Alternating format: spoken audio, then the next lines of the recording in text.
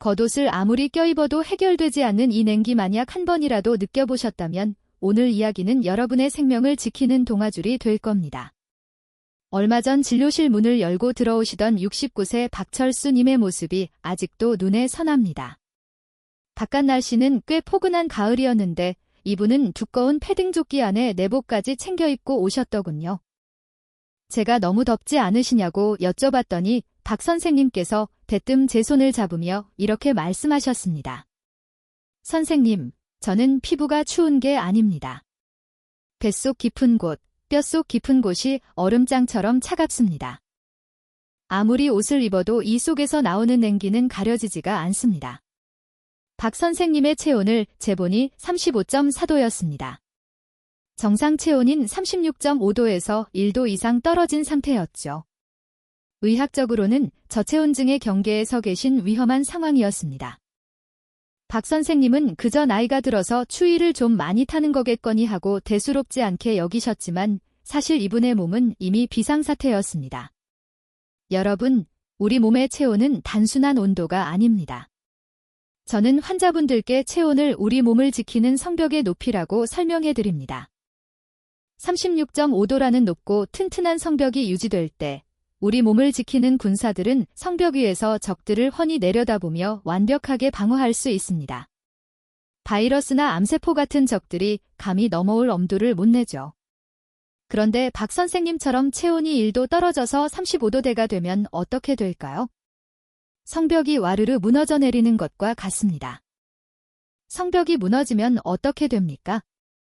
적군이 사다리 하나 없이도 그냥 걸어서 성 안으로 들어옵니다.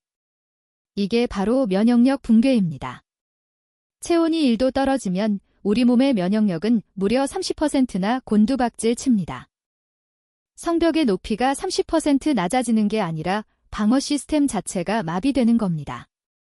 더 충격적인 사실은 지금 이 영상을 보시는 어르신 10분 중 4분은 박 선생님과 같은 저체온 상태라는 겁니다.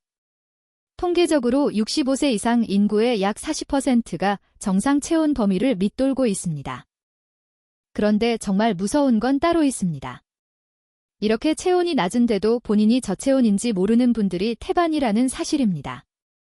젊었을 때는 조금만 추워도 몸이 덜덜 떨리면서 열을 내려고 애를 씁니다. 그런데 나이가 들고 만성적인 저체온 상태가 되면 우리 몸은 이제 떠는 것조차 포기해버립니다. 뇌에서 춥다는 신호를 보내는 감각 센서가 무뎌지기 때문이죠.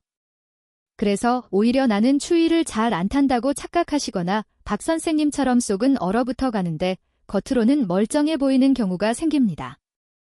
이걸 우리는 침묵의 저체온이라고 부릅니다. 박 선생님도 그러셨어요. 소화가 안 돼서 뇌과를 가고 무릎이 아파서 정형외과를 가고 감기가 안 떨어져서 이비인후과를 가셨지만 정작 원인이 무너진 체온 때문이라는 건 꿈에도 모르셨던 겁니다. 근본적인 원인인 무너진 성벽을 다시 쌓지 않으면 아무리 좋은 약을 먹고 비싼 치료를 받아도 그때뿐입니다. 밑 빠진 독에 물 붓기나 다름없죠. 오늘 저는 여러분과 함께 무너진 성벽을 다시 쌓는 방법을 이야기하려 합니다. 약 한 톨 먹지 않고 큰 돈 들이지 않고도 우리 몸의 난로를 다시 뜨겁게 지피는 확실한 의학적 방법들이 있습니다. 박 선생님도 처음에는 반신반의하셨지만 저와 함께 생활 습관을 바꾸시고 나서 3개월 만에 내복을 벗어 던지셨습니다. 뼛속 시린 냉기가 사라지고 잃어버렸던 활력을 되찾으셨죠. 여러분도 하실 수 있습니다. 지금부터 제가 알려드릴 이야기들은 단순히 건강상식이 아니라 여러분의 남은 인생을 병원 침대가 아닌 활기찬 공원에서 보내게 해줄 핵심 열쇠가 될 겁니다. 혹시 나도 모르게 내 몸을 차갑게 식히고 있는 나쁜 습관들은 없는지, 어떻게 하면 다시 뜨거운 면역력을 되찾을 수 있는지 하나씩 짚어드리겠습니다. 제 이야기가 기대되신다면 좋아요 버튼 한번 꾹 눌러주세요. 여러분의 따뜻한 관심이 제가 더 좋은 정보를 준비하는데 정말 큰 힘이 됩니다. 자, 그럼 본격적으로 우리 몸속 온도를 높이러 가보겠습니다. 그렇다면 대체 왜 박철수 선생님의 몸은 그렇게 차갑게 식어버린 걸까요? 단순히 나이를 먹어서 늙어서 그런 걸까요? 절대 아닙니다. 제가 박 선생님의 하루 생활표를 꼼꼼히 뜯어보니 체온을 깎아먹는 아주 치명적인 범인 3가지가 숨어 있었습니다. 아마 여러분의 일상 속에도 이 범인들이 숨어 있을지도 모릅니다. 지금부터 하나씩 잡아보겠습니다. 첫 번째 범인은 바로 시원하다고 느끼는 착각입니다. 박 선생님은 속이 답답하시다며 한겨울에도 냉장고에서 갓 꺼낸 찬물을 벌컥벌컥 드시는 습관이 있었습니다. 식사 후에는 믹스커피에 얼음을 띄워 드셔야 소화가 되는 것 같다고 하셨죠. 여러분, 이게 정말 속이 시원해지는 걸까요? 천만의 말씀입니다. 이건 우리 몸의 위장을 고문하는 것과 다름없습니다. 우리 위장은 평활근이라는 근육주머니입니다. 겨울철에 밖에 놔둔 고무 호스를 생각해보세요. 꽁꽁 얼어서 딱딱해지죠. 거기에 물을 흘려보내면 어떻게 됩니까? 호스가 터지거나 물이 꽉 막혀버립니다. 우리 위장도 똑같습니다. 체온보다 훨씬 낮은 찬물이 뱃속으로 쏟아져 들어오면 위장 근육은 깜짝 놀라서 그 즉시 굳어버립니다. 쪼그라든 위장은 움직임을 멈추고 소화효소 분비도 끊어버립니다. 박 선생님이 늘 소화불량을 달고 사셨던 이유가 바로 여기 있었습니다. 머리는 시원하다고 느끼지만 뱃속 장기들은 추워서 비명을 지르고 있었던 겁니다. 이렇게 뱃속이 차가워지면 우리 몸은 생존 본능을 발동해서 손발로 가는 혈액을 차단하고 복부로 끌어모읍니다. 그래서 찬물을 즐겨 드시는 분들을 보면 열이면 열, 손발이 얼음장처럼 차갑습니다. 두 번째 범인은 과잉 보호입니다. 이게 무슨 말이냐 하면 우리 몸이 스스로 열을 낼 기회를 주지 않았다는 뜻입니다. 박 선생님은 조금만 추워도 보일러 온도를 높이고 여름에도 에어컨 바람이 싫다며 내복을 챙겨 입으셨습니다. 겉으로 보면 몸을 아끼는 것 같지만 사실은 우리 몸의 보일러 센서를 망가뜨리는 행동입니다. 사람의 몸은 아주 똑똑해서 추위를 느끼면 스스로 열을 만들려고 노력합니다. 그런데 외부에서 계속 열을 공급해주고 두꺼운 옷으로 꽁꽁 싸매버리면 뇌는 내가 굳이 힘들게 열을 만들 필요가 없구나 하고 판단해버립니다. 자생 능력이 퇴화하는 겁니다. 아이를 과잉 보호하면 혼자서는 아무것도 못하는 어른이 되는 것과 똑같은 이치입니다. 난방기구와 두꺼운 옷에 의존할수록 여러분의 몸은 스스로 열을 내는 방법을 잊어버리게 됩니다. 마지막 세 번째 범인, 이게 가장 심각합니다. 바로 근육이라는 연료 탱크의 구멍입니다. 우리 몸에서 발생하는 열의 40% 이상은 근육이 만들어냅니다. 특히 허벅지와 엉덩이 같은 하체 근육이 우리 몸의 용광로 역할을 합니다. 그런데 박 선생님은 무릎이 아프다는 핑계로 운동을 거의 하지 않으셨습니다. 하루 종일 소파에 앉아 TV만 보셨죠. 근육이 빠진다는 건 보일러에 넣을 땔감이 없어진다는 뜻입니다. 땔감이 없으니 불이 붙을 리가 있나요? 근육이 줄어드니까 체온이 떨어지고 체온이 떨어지니까 몸이 더 굳어서 움직이기 싫어지고 움직이지 않으니 근육은 더 빨리 빠지는 악순환의 늪에 빠지신 겁니다. 의학적으로 근감소증이 있는 어르신들의 체온을 재보면 예외 없이 정상보다 낮게 나옵니다. 노화 때문이 아니라 연료통이 비었기 때문입니다. 이렇게 체온이 떨어지면 우리 몸 안에서는 정말 끔찍한 일이 벌어집니다. 2015년 미국 예일대학교 연구팀이 아주 충격적인 실험 결과를 발표했습니다. 감기를 일으키는 바이러스가 어떤 온도에서 가장 잘 번식하는지 관찰했더니 우리 몸의 정상 체온인 37도 부근에서는 바이러스가 힘을 못 썼습니다. 그런데 온도가 조금 내려가서 33도에서 35도 사이가 되니까 바이러스 복제 속도가 폭발적으로 빨라졌습니다. 이게 무슨 뜻일까요? 체온이 떨어지면 우리 몸은 바이러스가 살기 딱 좋은 맛집이 된다는 겁니다. 박 선생님이 1년 내내 감기를 달고 사셨던 건 우연이 아닙니다. 차가운 몸은 바이러스에게는 천국이고 우리 면역세포에게는 지옥입니다. 암세포 역시 마찬가지입니다. 암세포가 가장 좋아하는 온도가 바로 35도라는 사실 알고 계셨습니까? 여러분이 무심코 마신 찬물 한 잔, 귀찮아서 미룬 운동이 내 몸을 암세포와 바이러스의 놀이터로 만들고 있었던 겁니다. 자, 이제 원인을 알았으니 해결할 차례입니다. 걱정하지 마십시오.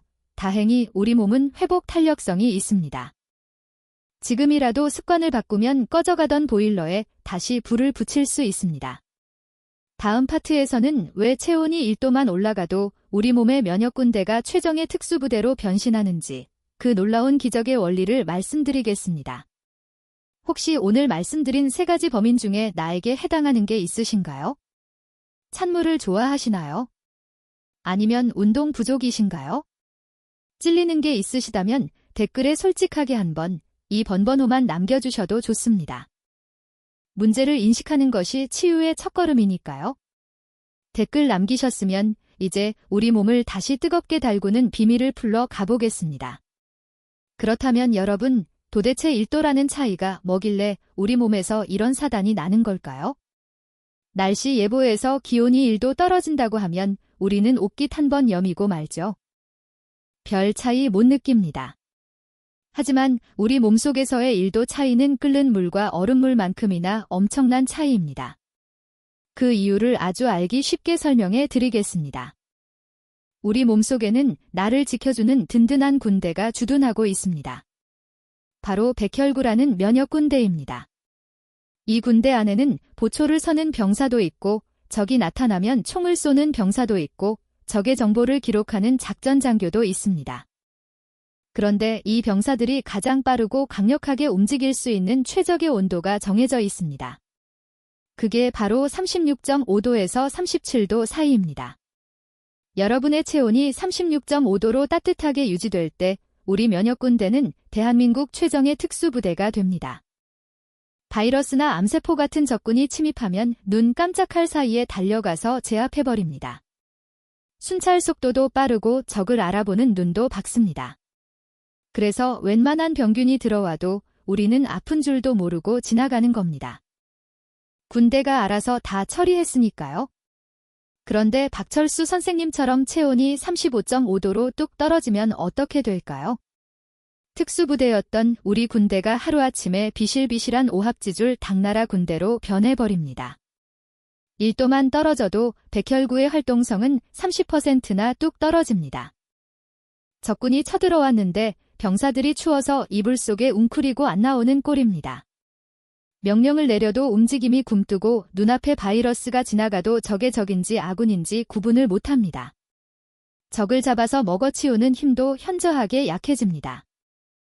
아까 말씀드린 예일대학교 연구 결과처럼 우리 군대가 추워서 벌벌 떨고 있는 사이에 적군인 바이러스는 신이 나서 미친 듯이 숫자를 불려나갑니다. 이게 바로 감기에 걸리고 대상포진이 오고 각종 염증에 시달리는 진짜 이유입니다. 여기서 끝이 아닙니다. 전쟁을 하려면 군인도 필요하지만 총알이나 식량 같은 보급품도 중요하겠죠. 우리 몸에서 이 보급품 역할을 하는 게 바로 효소라는 녀석들입니다.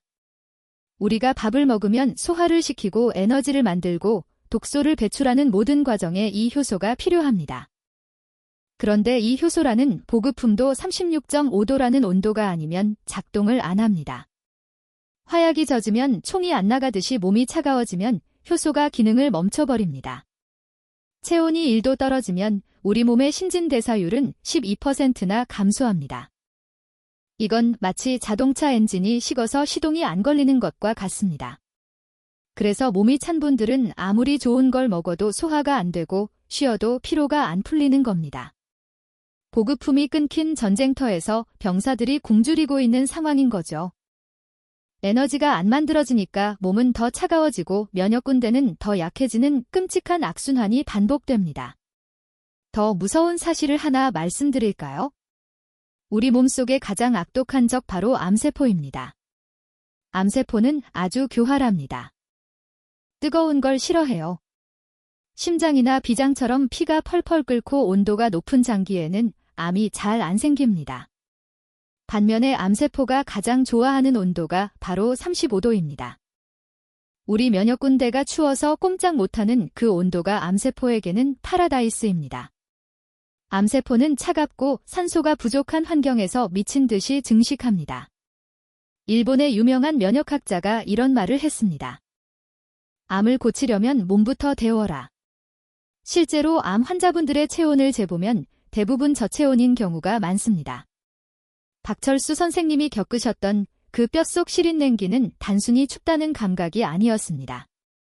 내 몸의 특수부대가 무너지고 암세포와 바이러스가 활개칠 준비를 하고 있다는 소름 끼치는 경고음이었던 겁니다.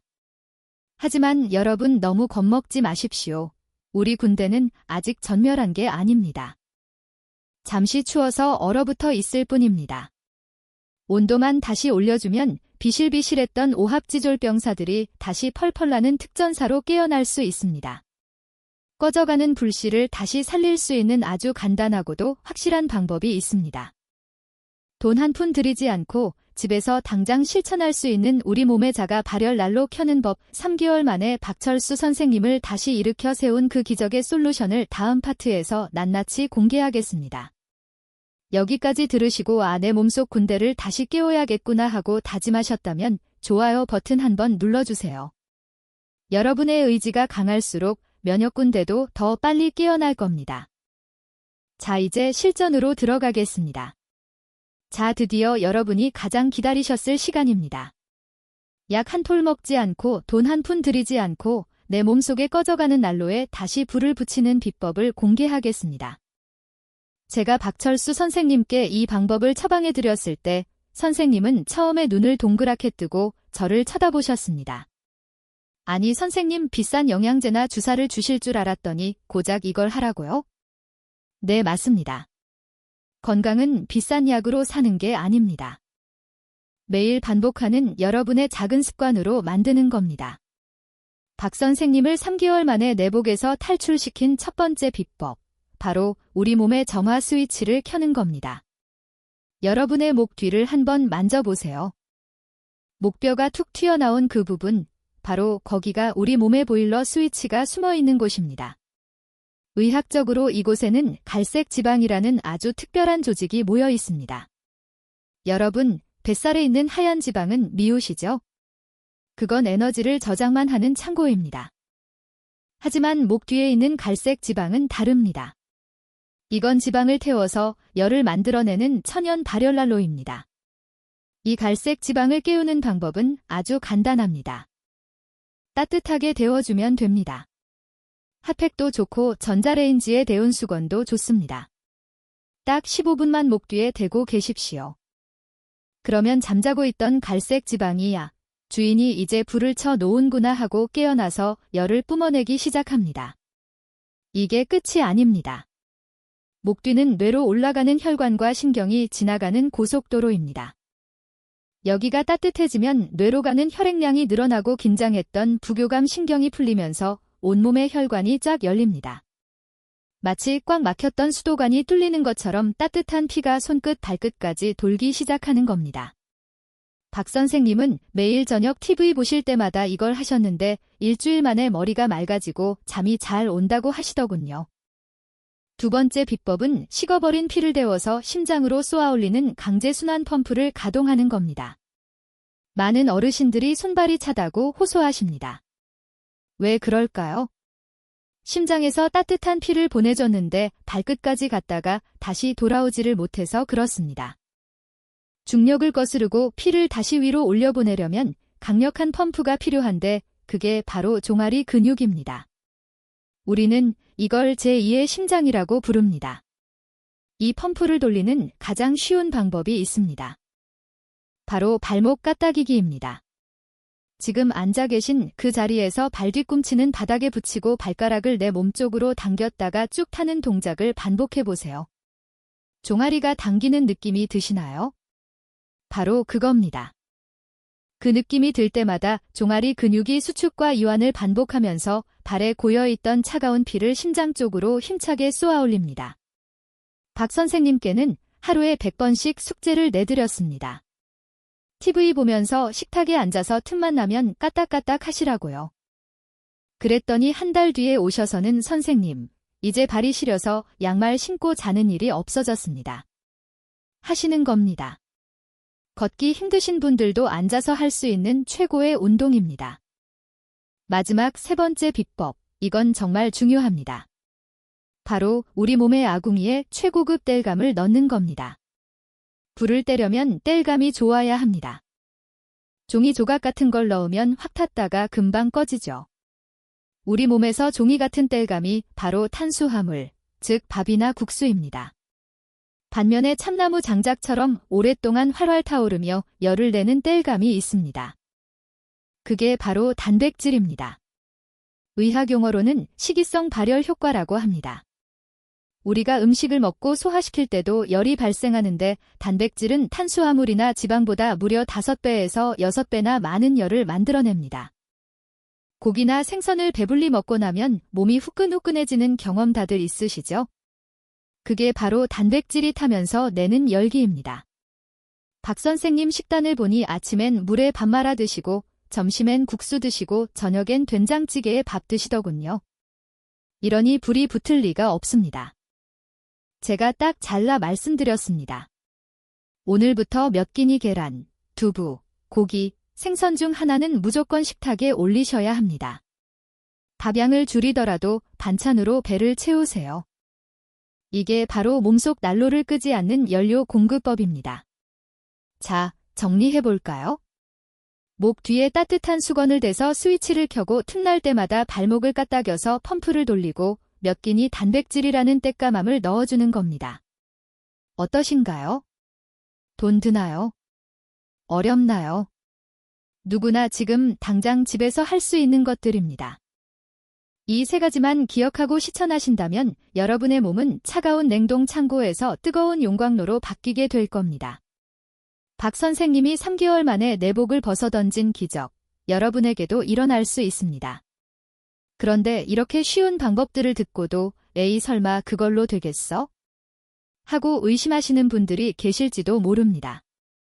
혹은 작심삼일이 될까 걱정되기도 하시고요.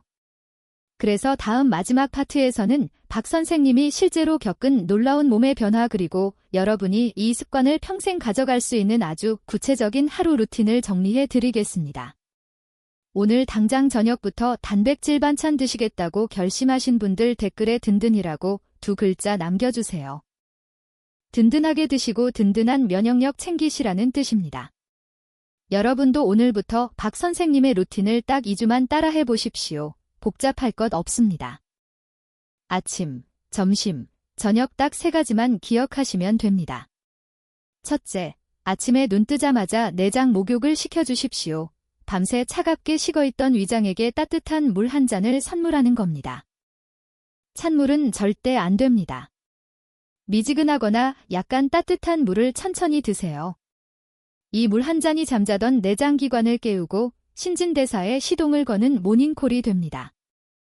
둘째, 낮 동안에는 틈날 때마다 발목 펌프를 돌리십시오. TV 보실 때, 버스 기다리실 때, 친구분들과 이야기하실 때 가만히 있지 마시고 발목을 까딱까딱 움직이세요. 그리고 식사하실 때는 밥보다 반찬, 특히 단백질 반찬을 먼저 집어 드십시오. 그게 여러분의 몸을 데우는 땔감이고 피를 돌리는 펌프입니다. 셋째, 저녁에는 하루 15분 목뒤 찜질로 하루를 마무리하십시오. 하루 종일 긴장했던 몸을 이완시키고 면역 스위치를 켜는 시간입니다. 따뜻한 온기가 목을 타고 온몸으로 퍼져나가는 그 기분 좋은 느낌을 즐기세요. 그 15분이 여러분이 잠든 사이에 암세포와 바이러스를 청소하는 힘을 길러줍니다. 오늘 제 이야기가 여러분의 식어가는 몸과 마음의 따뜻한 불씨가 되었기를 바랍니다. 추운 날씨에도 늘 몸도 마음도 따뜻하게 지키시길 진심으로 응원하겠습니다. 오늘 영상이 도움이 되셨다면 구독과 알림 설정 버튼을 꼭 눌러주세요. 다음에 더 건강하고 유익한 이야기로 찾아뵙겠습니다. 그리고 오늘부터 체온 올리기를 실천하겠다고 다짐하신 분들은 댓글에 따뜻한 인생이라고 5글자 남겨주세요. 여러분의 따뜻하고 건강한 인생을 제가 늘 응원하겠습니다. 감사합니다.